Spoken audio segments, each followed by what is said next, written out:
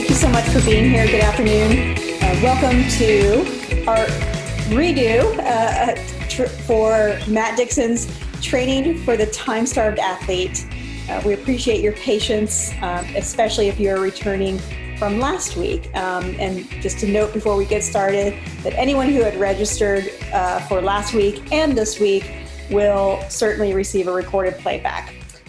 Matt Dixon is the founder and head coach of Purple Patch Fitness, which is an endurance sports coaching company that provides customized training experience for athletes of all levels. His master's degree in clinical and exercise physiology, combined with his experience as an elite swimmer and professional triathlete, form the backbone of his coaching philosophy, the Purple Patch Pillars of Performance. You'll hear a lot about that tonight.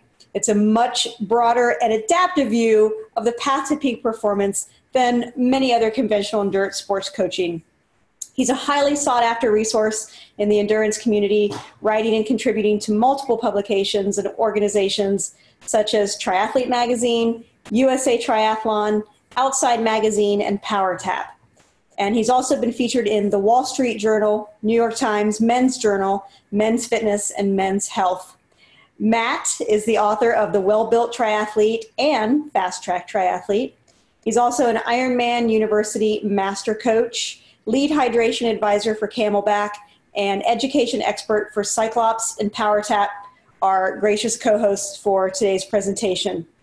With Matt Dixon's Pillars of Performance, athletes of varying goals and abilities are able to train throughout the week using the same Purple Patch philosophy and methodology. And the mission of Purple Patch is simple: educate and empower every human being to reach their athletic potential, because through the lens of athletic potential, you reach your human potential. Once again, thanks for being here and welcome, Matt Dixon. Thanks, Kerry. I'm also the owner of the world's largest or longest bio, it seems, but thank you guys. Yes, we are going to get cracking today. Let's frame what we're going to do, and we'll talk through just so that you know that I cannot see your questions while we're flowing through this presentation. I can just see my own presentation, but do please ask questions along as we go along the journey, because I'm going to make sure that I carve out plenty of time at the end of this presentation to dig deep into some of your questions around performance in a time-starved life. And we are going to hopefully answer that with some great clarity as we go through today. So the first thing we want to talk about is our reason for training. Why do we train as endurance athletes? And so many talk about fitter, stronger, more powerful, etc. But as training is very, very different than exercise. Exercise is random. Our mission with training, our goal of training, is to arrive at our races, our events, ready to perform. That's our primary reason that event-driven people actually train. And that's going to set our lens as we think about things today. Because when we have a very big life, we have commitments with family and friends, we have commitments with work, often including travel and every other components, hopefully some form of a social life. We are now trying to integrate, and that word's going to come back to several times tonight, but integrate training and performance into this already big life. And so the mission globally for training is to maximize our training load. As an individual athlete, we want to maximize our training load, but we want to do so with positive adaptations. And that has huge ramifications when we think about integration into a very big life. So right from the outset, the most common question I get when someone's coming to me or coming to Purple Patch and looking to train for an Ironman or take their performance to a next level or qualify for the 70.3 World Championships, whatever it might be, is how many hours a week do I have to train? And the answer to that is always, I don't know, because it really depends on the situation of life. And that's what we're going to try and unearth tonight as we can go through. Let me draw a picture a little bit and make it very strong. We have two athletes here on the left. We have Sarah Piampiano, who is one of our professional athletes. She was time-starved. She was working on Wall Street, gave up that life, decided at the age of 30 to go to a professional athlete, and is now unapologetically going after world-class performance. On our right is Joe, who's one of our athletes, who is also a CEO of a company. So he obviously balances, as the picture might suggest there. Yes, he is in a tri-kit and a business suit at the same time. Excuse me, Matt, the screen's not sharing, so I'm not sure if you want to. Ah, interesting. Yeah. Let me try this again with Zoom. Well, this is very important. This is very important. Otherwise, I'm just randomly talking. Yeah, technical. There you go. How does that sound? Perfect. Looks great. There you go. All right. So you haven't missed anything revolutionary, guys. We're here. So on the left here is Sarah Piampiano, one of our world-class athletes. On the right, Joe Terry, and yes, in a business suit and in tri-gear here. So let's differentiate the difference here, because clearly Joe on the right of the screen is time-starved. Sarah, her mission is, as we talk about, oh goodness me, this is all going pear-shaped again, isn't it? Let's come again. I'm not sure who has been messing with my presentation, but Sarah on the left there is unapologetically going after world-class performance. And so her mission, her life is anchored around athletic performance and everything that it supports in life. So her training is the central component. And when she thinks about eating, sleeping, recovery, rest, that is absolutely central around it. And that's appropriate for a professional athlete. But when we think about someone like Joe, or someone that's got a very busy life, Joe's lens is very, very different. Because unlike, unfortunately, many amateur athletes that bubble it up to the absolute central component of life, in Joe's life, he has non-negotiable commitments that we want to thrive in. He has work, he has his family, and yes, he wants to improve. And so we want performance for Joe, or anyone else that is time-starved. We want performance within context of a big life. And so, yes, we want you to improve. Yes, we want you to achieve your goals, whatever it might be, whether it's finishing your first Ironman or podium finishing at the Hawaii Ironman World Championships in your age group, but not at the expense of the other key components of life. And what that means is that we want the successful integration of training into life, that by doing so, by taking that action, by integrating the appropriate training program, it also lifts your health. It doesn't suppress your health. It helps facilitate you perform in the workplace, and it brings the best version of yourself to your family and friends. And while that sounds utopian, that is absolutely achievable. But in order to get there, we have to unearth how to get there. And we're going to talk about that tonight. And so, yes, unapologetic world-class performance, but the lens for all amateur athletes should be integration within a big life, not at the expense of a big life. And so while, unfortunately, the media mimics pros, and you will read, what does Craig Alexander do? What does Daniel Arif do? Our mission, and certainly my mission as a coach, is to learn from our pros. We sort of treat the pros as the living laboratory where they don't have influence of big life and you can learn from them. But then, and the second step is to be able to then adapt that to the time-starved life and make it appropriate for our life. And so while the professional athletes can be inspirational, they shouldn't be mimicked, because they are playing a different game with hopefully a different mindset. See, this brings forth a common thread, whether it's Joe, whether it's Sarah from our last screen, whether it's anyone that's participating in the sport. The one thing that we consistently see, and we not just believe, but we now see over many years, is that there is a common thread for everyone participating in the sport. Everyone wants to improve. Certainly no one wants to regress, but no one wants to plateau. We all want to improve. And whether it is a world-class athlete or the most time-starved individual, as we go through tonight's presentation, I want you to bear in mind a fact. This isn't a thought, this is a fact, and it's something of consistent observation. And that's something that ends up being the heartbeat, I would say, of the purple patch methodology, applying to no matter what level you are. And so bear this in mind as we go through the presentation. And it's a very simple fact that when you have an appropriate training program, swim, bike, and run, that is guiding you towards your goals, but also successfully integrates into life, and there is an element of integrated strength and conditioning. We're going to talk about strength and conditioning tonight a little bit, but integrated strength and conditioning supported of that endurance training program, that is then has a backbone of quality nutrition, and that could be broken down into daily eating habits, your fueling in and around workouts, and your hydration. But having a backbone of quality nutrition and adequate recovery, including sleep, when those four elements are present in any athlete's life, and they are harmonious with each other, living in parallel, thought of in my mind as the program, a simple thing happens: you accelerate. And no matter what your level is, you accelerate every time.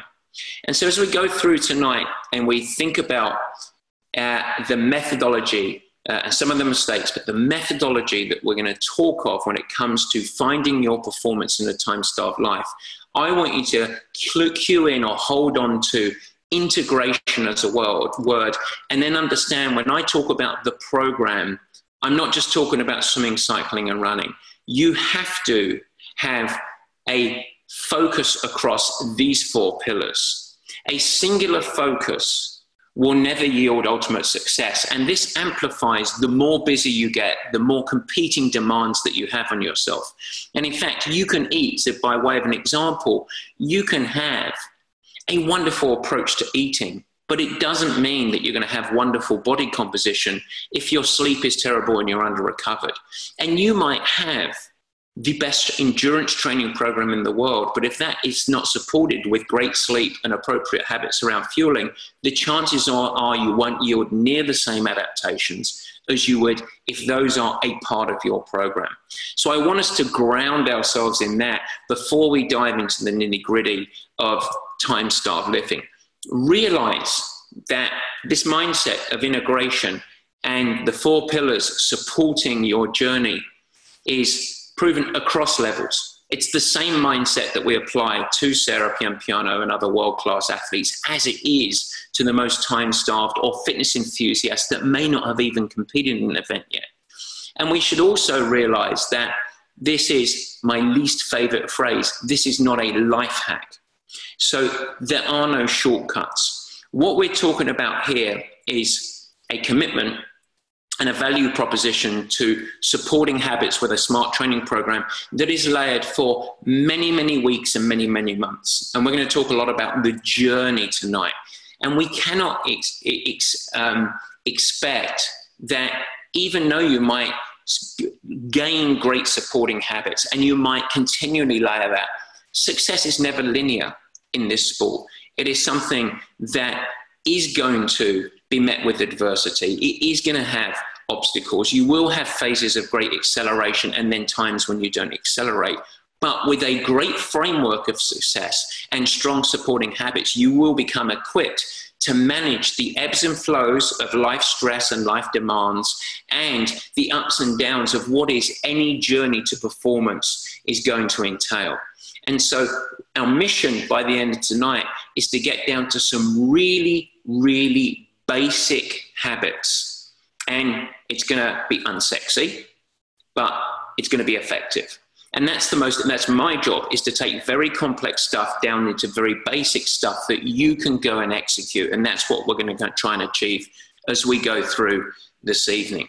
So my goal is not to drive you to obsession or complication, but to draw from the pros, the tactics that we use with the pros, and apply them and help you with some simple strategies to help you in life. Because while you are likely not a professional athlete, you are, in my lens, and you might feel all warm and fuzzy that I say this, but you are an elite performer.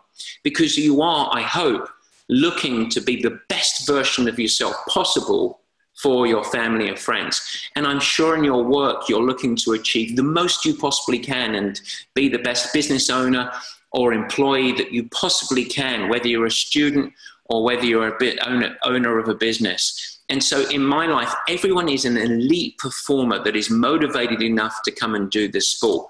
And so you must take an elite performance lens. That doesn't mean an obsessive lens. It means a lens in which you are looking to thrive and excel, which are wonderful words. So let's first, before we dive into the nitty-gritty and the details, let me give you a little bit of a case study. And this is a classic case study.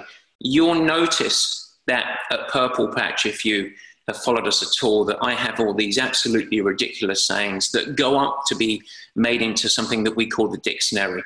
And one of them is the monkey's knuckle. But in here, we're going to talk about the time-starved athlete with something that happens with, I think, people that are highly motivated but have very complex and busy lives.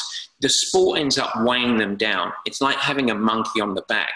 While they're looking to achieve, while they're looking to thrive, they are committed and they are executing, but they are either plateauing or not getting the results or the return on their investment relative to the energy they're putting in. So let's break down a classic case, and hopefully that will start to paint the picture. Then we're going to go into some mistakes, and then we're going to go into some strategies to help you. So let's start with the endurance component, the most common mistake or perhaps challenge for many athletes. And that is having either because of a coach is telling them, or because the athlete has read on the websites or in the magazines, or they just have this feeling of, I've signed up for an Ironman, I need to do X. They have a preconceived notion of how many hours it is going to be necessary to train to be ready to perform to the level they want to be ready for. So that might be, I want to take it to the next level and I want to qualify. Or it might be, goodness me, what have I done? I've signed up for my first Ironman 70.3 and now I've got to go and do the thing. And people start with a number. I need to train 16 hours a week. And this is the first and most common challenge that people with timed, starved lives face. Because if we actually took a step back and we looked at all of the commitments of many athletes, and this athlete in particular, by the way, this is based on a real athlete, this athlete in particular, if we really looked at their work and family commitments, the truth be told, that without compromising components such as sleep and the opportunity to eat well and have some semblance of a social life and be present for their family and be effective at the workplace, there is no way in the world, no matter what they do, that they have 16 hours a week to train. And yet that is what they believe is necessary because their friends and peers have told them, or whatever the information they've got from. The behavior that occurs there is, rather than taking a more pragmatic lens and saying, hey, this is the reality, I've got 8 to 12 hours a week. How am I going to optimize those 8 to 12 hours, which is a sensible strategy that we'll get into. Instead, they say, I'm just going to have to find a way. And that reeks of the absolute inability to create the magic word, sustainability or consistency. By hook or crook, I am going to force this magic training program into life. And the knock-on effect of that is seismic at many, many levels. What first happens with this behavior is suddenly, with every opportunity that they have to train, they are training. And that has a cascading effect. The first and very common thing that can occur is rushing or completely missing post-workout fueling. I get this with a lot of my very busy executives that force training into the morning and then boom, right to the office. My favorite quote, I buy a breakfast sandwich every single morning. It's on the desk at the end of the day. So you end up mitigating or minimizing the impact of post-workout fueling and having appropriate habits, whether it's hydration, whether it's fueling. And that has a huge knock-on effect, not just in the adaptations from the training. Remember, our goal, our mission is to maximize training load while achieving positive adaptations. Well, you might train, it might be a great training session, but if you miss or have very poor fueling habits, you're going to get a low yield physiologically from that training stress. But on top of that, it's going to lead to a massive stress event. When we're working out, we have appropriately high cortisol and stress hormones to help us perform in the workout. And to bring those down, post-workout fueling is a part of it. But if you don't have any post-workout fueling, it's going to lead to a stress event that's going to carry on and impact your energy in the rest of the day. So up and down, lethargy and high energy, high stress environment that you don't want to carry into your time with your children or your time at work. It's also going to lead to a cascading effect later on in the day when you have a much harder time of choosing appropriate portion size for your daily eating habits and the choices that you're actually going to choose of those foods.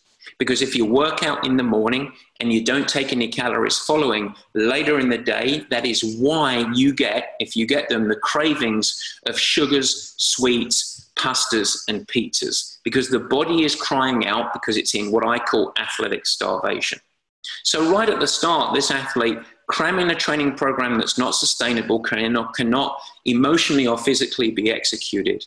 They have very rushed or missed post-workout fueling, leading to a cascade of effects. And they force and they cram sessions. And what's the first thing that's going to happen for this athlete? The very first thing to go, where they can't skip work, they've got their commitments with their family and their children, and they're not going away.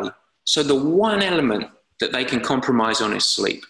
And sleep quality diminishes, and that is your number one performance tool, the number one recovery tool, and the hours of sleep start to diminish. I need to get up earlier and earlier to get the needed, quote, training program in. And as you go through this cycle, again, the time that you're looking to yield adaptations, positive adaptations from your training, is reduced because of quality and quantity of sleep. That's going to have a knock-on effect, a circulating effect of your energy management throughout the day, lowering your performance in the workplace. And it has a much greater propensity for you to get injured or sick or fall into those cycles of injury and sickness. And so suddenly, with this forced training program, you've got these cascading effects. And of course, if we think about the fourth pillar, strength and conditioning, it becomes non-existent. I don't have time. And that ultimately, rather than just talking about reduced injury risk from integrating strength into it, ultimately strength and conditioning, when applied appropriately in support of the endurance, is an amplifier of those adaptations. But you're going to lower your performance yield, the positive adaptations, because it's non-existent. And so with this one preconception of I need to do X number of hours per week, sets off a cascade of habits in a classical case study. So this takes, for you to be successful in this sport, if you are time-starved, a radical rethinking. You have to approach it from the other side of the equation, and we have to avoid some of the mistakes that we're going. What happens with this athlete? You end up arriving at the races and fitness remains. You end up being really fit because you're training really hard. You're doing, in this case, 16 hours a week, but you're fatigued. And that's if you're lucky. And we always talk about trying to show up to races fit and fresh. That's another one of the dictionaries. Fit and fatigued, that is when the sport becomes a monkey on the back. That is when it weighs you down.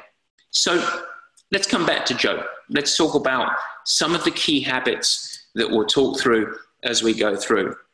So it is all based in habits, and it's based in a radical rethinking of how you shift on the lens. So let's go through each of them, and we'll go through and discuss endurance, we'll talk about nutrition a little bit, we'll talk about strength, we'll talk about recovery, and we'll break it down. And when we come out of that, we should have quite a lot of questions, I'm assuming. So let's think about endurance training. So the first thing that you want to have is an integration mindset. And so we have athletes go through an exercise where when I first started, and in fact, I took on an athlete just this morning. So I went through this exercise with him. And he said, this is how many hours I train. This is what my regular program is. This is what it's done, and I can build my life around it. And so I stopped, reversed, and said, let's go through a different exercise. Let's go through where, let me understand with your life, how often you travel, what your commitments were, what your work schedule is like. And now let's look through what are the blocks in the week, the times, morning, and or evening when you can nearly always train. When you can nearly always train, there's very little time that is influenced by competing commitments outside. Secondly, where are some times where you can typically train, where sometimes maybe on a Friday evening it's impossible to train because you're heading out of town for the weekend, or there's something with a family dinner, whatever it might be. So we might plug in sometimes training in there. And finally, if life ebbs a little bit and gives you more capacity, where are some bonus times that you might be able to train? So rarely, but bonus times. And out of that schedule, you have the baseline of the available time that you typically have to train. Now, life is a living and breathing thing. We understand that. But at least we now have the starting point. And that number of hours that you have, it might expand, it might restrict on any different week, but that number of hours, that is your appropriate training time. And now what we have, we're faced with what I would call an optimization challenge. How do we integrate training into those available training hours to provide you with the path to get to the goals that you're looking for, whether it's finishing a race for the first time, whether it's winning a world championship as an amateur. So now we do that. And that is a radical rethinking. But that's not enough. That's not enough to do that, because if you have that, life is not a spreadsheet. So we can go through this wonderful exercise. We can have the natural and normal or typical number of training hours that you have available for training. But then life happens. And so we have to set up a framework that for you as an athlete, you are empowered to understand the most important components of training, the components of training that are designed to move the needle forward, to really help you drive you towards your goals. And then you need to have a structure to manage, to either increase training load or reduce training load relative to what life brings you, whether it's time commitments or time stresses or natural fatigue coming from training and or life. And so the next process we do when we're building a training program is to create a very strong hierarchy of training focus. If you look at many training programs, it's sometimes very, very difficult to look at the key sessions that the coach or the architect of the plan has said, these are the sessions that are the most important. Not to dilute the other supporting sessions, but these are the key sessions that we're going to build, the hardest sessions, the strongest sessions. Many training programs just look like beef stew, a whole bunch of good ingredients, but all mixed together. And that becomes really cloudy for the athlete, and it becomes particularly challenging for the athlete that's trying to manage a very big life. So instead, I like to have a very strong hierarchy where we call the key sessions or key days that we're really building the hardest and toughest work, the most critical work that we're building the supportive training around. And typically for time-starved athletes, in fact, for any athletes, we're probably not having more than 2 to maybe 3 days in any given week that it's really challenging work. And in support of those days then, you have what I would call supporting sessions. It's still important training, it's still highly valuable, but the main goal of the supporting training is either general endurance, skill development or acquisition, recovery from a previous key session, or preparation for an upcoming session. And those sessions, if time is available, are really valuable. But if and when life happens, your goal as an athlete then, you are more empowered to manage the week, to retain the key specificity, those big 2 or 3 days. And you can move those around in the week and as necessary manage or scale, or yes, even the dirty word, eliminate some of the supporting sessions so that we can create a fabric or a rhythm of consistency. So behind this first structure of actually having a realistic structure of available training and then a hierarchy of training sessions within that structure so that you can identify the most important sessions, it then comes around adopting the appropriate mindset. And if you are time-starved, if you do have a big life, it is imperative that your barometer of success, so is this a good week or not, is not dependent on you just checking the box and saying, I got all of my training program done. Because every time I've had an athlete adopt that approach of, you prescribe 12 hours and therefore I hit 12 hours and therefore it is a success. They have always struggled. They have always had higher cycles of injury, fitness, injury, sickness, and performance limitation. You have to adopt a dynamic mindset. And that's one that's based in pragmatism and logic, not emotion. So within the hierarchy, having the courage to say, my mission is to hit the key sessions. It doesn't mean just because I hit the key sessions, I've been successful, but I must maintain the integrity of the key sessions. And in the big picture, over the course of many weeks and many months, and dare I say, even many seasons, if I can hit the key sessions and do as much of the supporting as I can to create consistency over those months and weeks, months and years, success will be born out of that. And it takes courage to adopt this. But some of our most successful professional athletes are faced with the same challenge. Jesse Thomas, many of you guys will need, just had a very good race at Challenge Roth, but he has to do a training program that is greatly reduced relative to his peers because he's the CEO of a company and has 2 children. It's the same mindset. If he was just forcing a training program that was the same as his peers, he would fail. And so this is the catalyst. This is the training component of it. It's worth bearing in mind that, and people say this, but you've got to staple this on your heart. Effective training is the key. So we come back to the top. It's not about maximizing training load. It's about maximizing training load with positive adaptations. And if you overdo this, it's the most common reason for people showing up and being fit and fatigued, and then having things like GI distress in an Ironman and saying, I've got to work on my nutrition. Guess what? You're probably just overstressed, overtrained, and overtired going into the race. Yep, investigate nutrition, but it's seldom just about that. So what about strong like ball? What about strength and conditioning? I promised I'd talk about this. We call this your critical supplement. So many people think strength is important. I'm going to spend 3 hours a week going to my gym because I like it. But that's a really bad use of time because you're time starved. And so we don't want 20%, 30%, 40% of your available training hours in something supplemental. So your bullseye in training is swimming, cycling, and running. It's absolutely critical. That's your bullseye. Never diminish that fact. You are a swimmer, cyclist, runner combined to make a triathlete. Strength and conditioning is a performance enhancer. I'm going to steal back that phrase. You see, as very busy, time-starved people, it isn't that adding strength and conditioning is going to raise your power. It's going to suddenly make you faster. But in integrating strength and conditioning in a very time-starved way, I'm going to talk about, and the good news is a little goes a long way, is going to help amplify the effectiveness of that swimming and biking and running. And so it is a gateway to help maximize your performance. There's lots of research on it that shows, and it is a whole presentation to itself. But I like as a coach to integrate strength and conditioning, not to just prevent injury, but actually think about it as an absolute supplement to help you maximize your endurance training.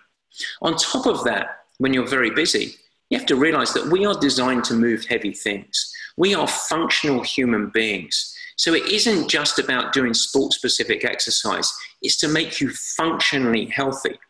And we spend way too much time doing what I'm doing right now, which is sitting down in this position that is not healthy. In fact, they call it the new smoking, sitting down. And in some ways it is. It's incredibly unhealthy.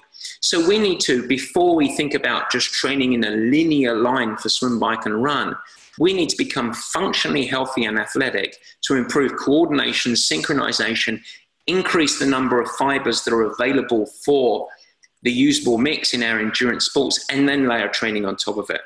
The good news is a minimal amount, 15 to 30 minutes twice a week or so, that you can bridge and marry with a run or pre-bike or post-swim goes a long way for you. So even our most time-starved athletes still integrate strength and conditioning. So the cure, the phrase of this is, if you are not currently doing strength, begin, or at least begin in the postseason. So begin at the end of this year if you can't bring yourself to do it in the middle of the season. It is a year-round endeavor with the focus bubbling up in hierarchy more in the postseason or pre-season or off-season, whatever you like to call it. But it is still ever present as you go through even race-specific component. So let's talk about fueling a little bit and think about it in a time-starved life.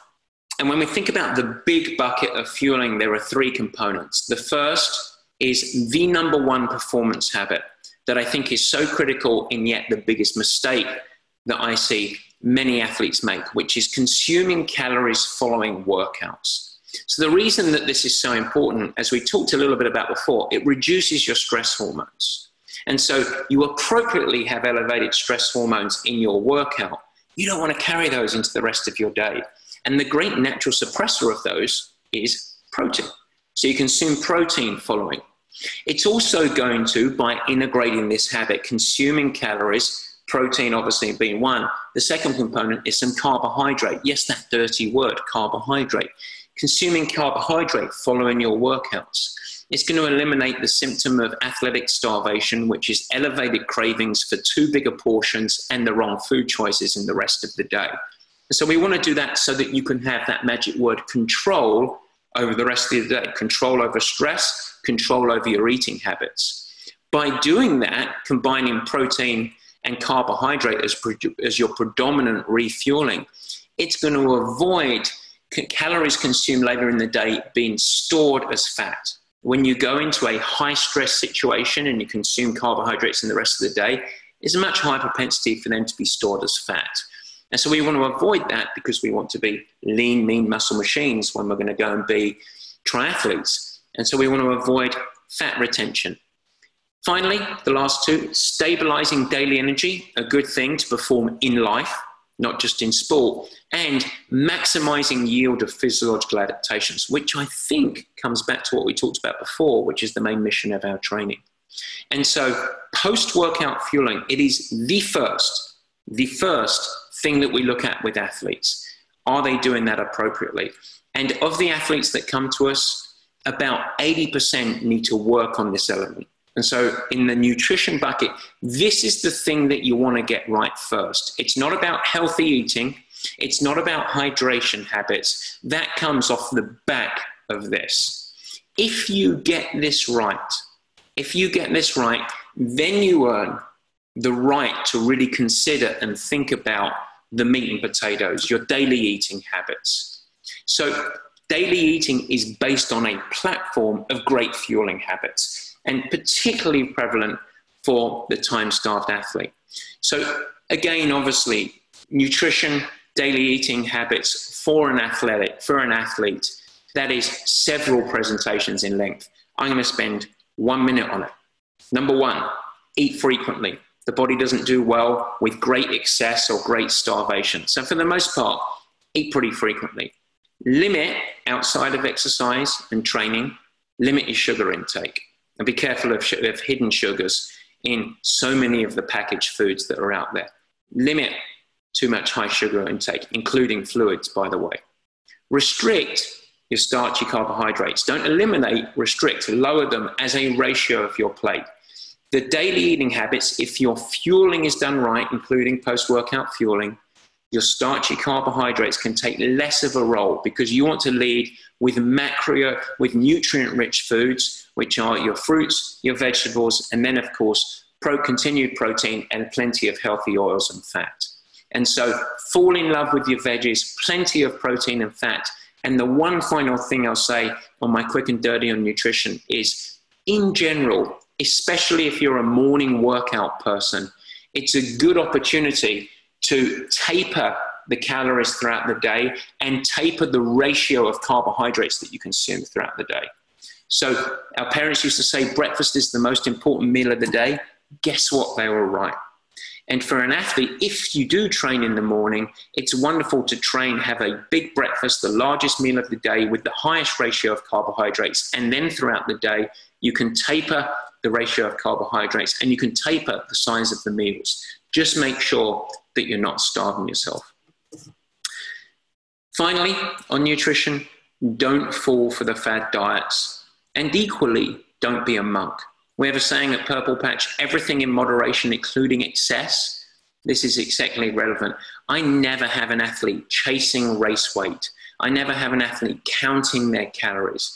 That type of obsessive behavior really doesn't have, unless there's something very clinical or medical, it really doesn't have a place in healthy, habit-driven performance that we're all about. The final component under nutrition is the daily tipple, which is hydration. So hydration clearly supports many life functions. I'm sure many of you guys know that around your immune system, overall hormonal health. But my tips around hydration is, and this is outside of activity, by the way, outside of your training, drink frequent and often. You don't need to have calories in your drinks. Water is fine. Unless you're training very heavily, tap water is fine. If you're training very heavily, a sprinkle or a pinch of salt with a little bit of citrus will help draw it across the cells, but I don't think you need to become obsessive. And then in the big picture, to help minimize sleep, the impact on sleep, I would, for most of you guys globally, avoid or limit afternoon caffeine. On the flip side, afternoon hot drinks are a really good thing if you are feeling the afternoon slump. So mint tea, herbal tea, 3 o'clock in the afternoon is a great energizer. You don't need to reach for the Coke, the Red Bull, or the cup of coffee typically. And finally, there's a shift in mindset around the frequent peeing that comes in the workplace with hydrating properly, which is good. It gets you moving. It hopefully gets you interacting with other people in the office if you are based in an office.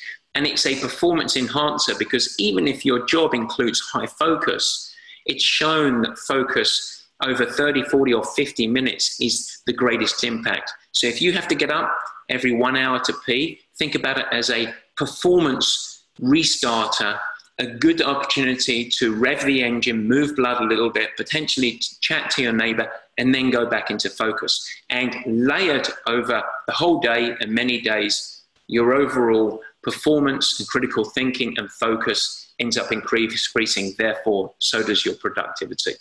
And so hydration is obviously so, so important. We talked about the afternoon tea, we talked about the British having it right. The final component, recovery. And I will just say this with recovery, this is one of our favorite sayings, it takes courage to recover. But what is recovery in sport? So there are 3 main elements, or 3 main buckets, and these are officially designated by me. So this is how I break down recovery, sport specific. So that's really around how you're planning your training. Taking seasonal breaks where you have a week off in the middle of the season, a couple of weeks at the end of the season, but all the way down to the weekly level. What are the days of the week that are much, much lighter, that are designed to move blood around your body, but are not designed to stress you? Instead, they're looking for recovery. So this is about training structure and sport specific. So it is a smart and integrated training program. Typically, we avoid athletes that are doing 3 weeks in a row of hard week and 1 week of recovery, which we know is classic periodization. There's a reason we avoid that. It doesn't work. And so instead, we have more recovery on demand integrated into life, but typically no more than a couple of weeks of strong work before we have 3, 4, 5 days of lighter training to allow restoration. So there's the big bucket of sport-specific recovery. Then there's lifestyle recovery. And under lifestyle recovery, we have your most potent recovery tools. So that's nutrition. And underneath nutrition, it's post-workout fueling. It also is hydration. So everything we just talked about in the last couple of slides. But also in lifestyle nutrition, it is your weapon, sleep. And sleep is critically important in terms of quantity and quality. And I would argue the quality is probably more important. We are highly individual in the amount of sleep that we need. Some can survive or thrive even on 6 hours. Most people need 8 or more. If you need more than 10, there's a medical condition. You need to go and see a sleep expert. But 6 to 8 hours of high quality sleep consistently and in a non-negotiable mindset, committed to for the vast majority of your life as a habit, is as important as any training that you're going to do, because it's the only way that your training will be effective. Then the final little chapter under lifestyle recovery is meditation and naps. I'll bucket them together, but really, really potent, great for a quick stimulus of growth hormone, great for a resetting of the mind, for managing energy throughout the day and further adaptations. And so whether it's a little micro nap every day, 10 to 15 minutes, or a chance for you to just find a quiet space and go through whatever your version of meditation is a wonderful component of what I would call lifestyle recovery. The final bucket underneath the recovery pillar is your modalities. So what are modalities? That is everything you can buy. Massage, trigger point, compression socks, cryotherapy, floating chambers, everything you got, the list goes on. So when we think about recovery, and we think about it being a critical component of your program, the first two big buckets we talk about there, a smart training program that integrates, meshes with your life, and then has great supporting nutrition and everything we talked about under there, with enough sleep and recovery, grossly outweighs the value of all of those modalities. You want to think about the sport-specific and lifestyle as being the cake. And these are just the final sprinkles that go on top of the cake. Having body work, having a massage, cryotherapy, all of that stuff that they love to promote to you in magazines. It's good. Some of it's really good. Some of it's passable. Some of it's ineffective, but maybe has a placebo effect.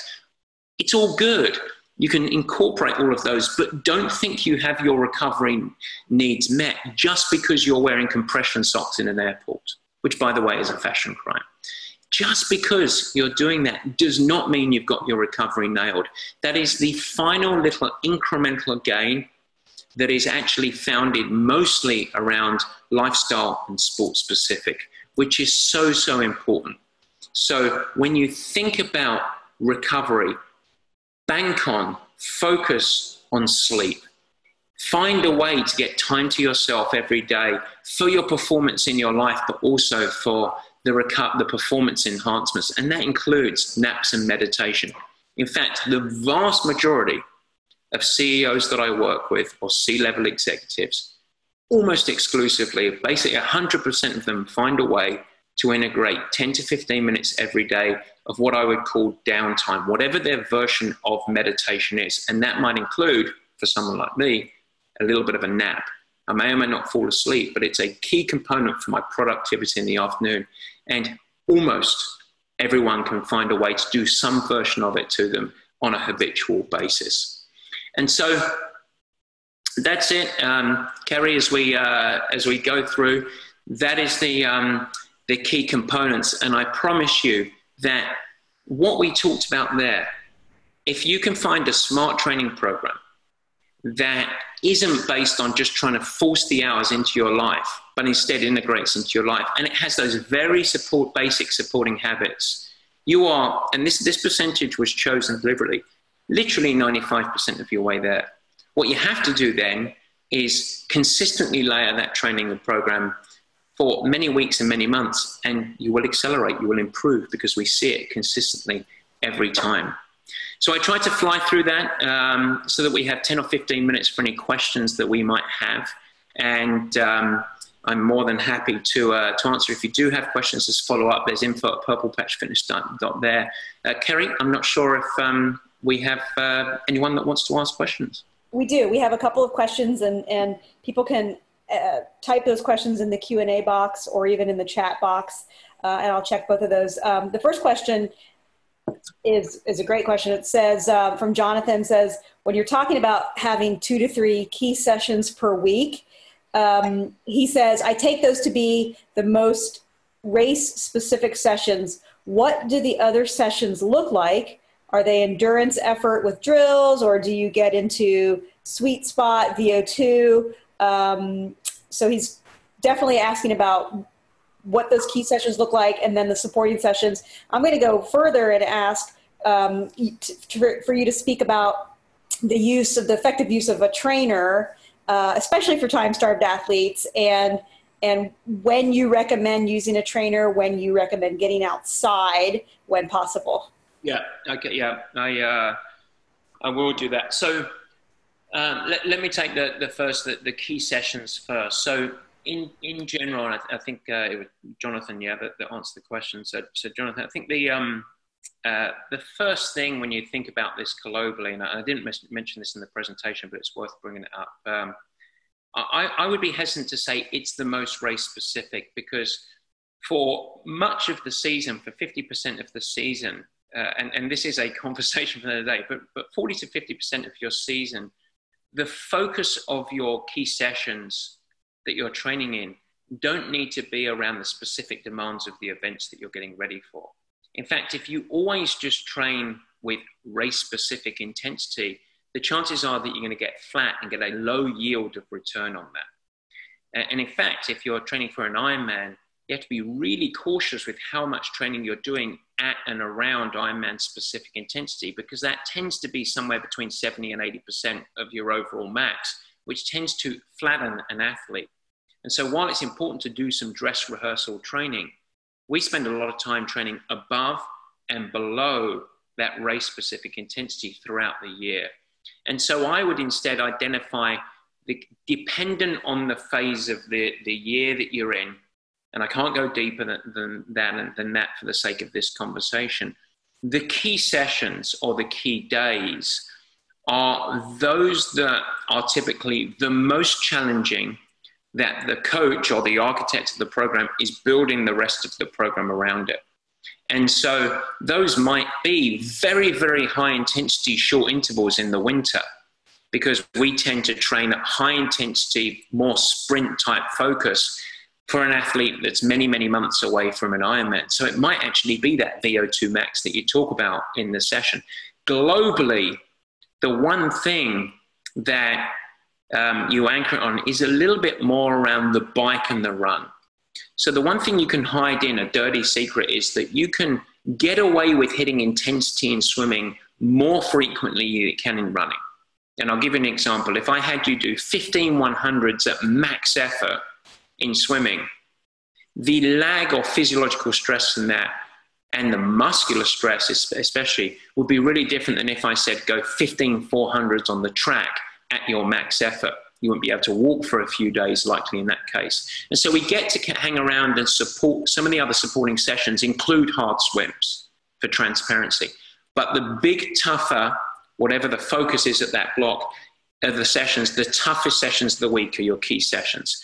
Your supporting sessions are the full range of, yes, general endurance. So you might have a hard interval session on the bike with a runoff, and the next day it might be an endurance bike ride. So that's just there for developing durability, resilience, and physiological adaptations to make you globally more fit. But it doesn't include specific intervals in there too much. But also a supporting session could be one that has a series of building efforts to help you perform better in the next day's key session, or very, very easy spinning, swimming, or running to help you recover from hard work. And so it kind of is the big bucket of everything else, but it isn't the most specific intervals of the week, whatever those intervals are. Kerry, I think you asked about the effectiveness of a trainer. So let's talk about the trainer very quickly. And if Jonathan has a follow-up question, I'm happy to answer that. So the trainer in general is a wonderful tool, and is a particularly wonderful tool for people that have very limited training opportunity. Let's first talk about what the trainer cannot do. What you cannot do on a trainer is work on some elements that are critical for you to ultimately become a better bike rider, but just simply can't be done inside. And so what I mean by that is you cannot work on your standing interactions. You cannot work on becoming a better corner or bike handler. You cannot have a true appreciation of terrain management very well. You can do some simulation stuff, but really understanding how to change gears, how to navigate through different terrain. So there's a whole bunch of real world application that the only way for you to maximize your physiological training is to go and ride outside. But what you can do on the trainer is have a wonderfully focused workout that is highly specific, that is not influenced, you are not distracted by, let's face it, some of the dangers and distraction of traffic. It's a controlled environment, but where you can integrate, which I think is missed for many people, is great habits around posture, great habits around pedaling dynamics, and then having some highly specific training that, of course, is time effective. And so everyone, 100% of the Purple Patch athletes, pro all the way down to beginner, utilize the bike trainer, and they utilize it consistently. But as the weather gets good, as the opportunity goes out, as they move towards greater specificity towards the races that they're training, then they will have the key sessions as they can, particularly on the weekend for our amateurs, outside doing race-specific intensity, but as important, terrain management, so that you learn how to apply the physiological tools and resources that you have to terrain. What do I do when I ride into a headwind? And what happens to my power? What happens when I'm in a tailwind? Because I promise you, on a flat road, if you're riding into a headwind and you're riding into a tailwind, your power is not the same, period. And it's not the same when you're riding up a grade as it is when you're riding down a grade. And that can only be learnt and evolved by practicing outside. It's not something that's theoretical, it's something that is applied. And so that's a really important component that, let's face it, you really can't simulate on the inside trainer, but it makes it a really effective training tool. That was a lot of rambling, Kerry, so I hope that answered the questions there. Yeah, that's great. Jonathan had a second question, unrelated, but for when you're talking about those hot afternoon drinks, especially some tea, do you suggest avoiding black teas since they tend to be higher in caffeine? It's one of those things that, you know, alcohol is the devil and caffeine is not the devil. So I drink black tea in the afternoon, but the key is, if you drink black tea in the afternoon and it negative and you have broken sleep, it is best avoided. If you have a double espresso after dinner and it has no impact on your sleep at all, have a double espresso. But in general terms, yes, if you have afternoon tea, it's better to move towards decaffeinated black tea, which never tastes quite as strong or good, or mint tea or one of the other teas like that. Generally, having caffeine in the morning and less in the afternoon is the foolproof way to set yourself up for the all-important great night's sleep. Perfect. David asks, do you have a realistic bottom threshold for the amount of time somebody is able or willing to commit for a full or a 70.3? Basically, he's asking, at what point is somebody just kidding themselves about doing well at a given distance and should consider something shorter? Yeah, I mean, I think that's a great question, because I think it becomes really challenging. If you cannot consistently do 10 hours a week, 9 to 10 hours a week, I think an Ironman is challenging. Let's put it that way. Now, the one caveat to that is if you have had a lot of scope and a lot of years and a lot of resilience, and then you drop down to that type of training hours, and then you can be really successful.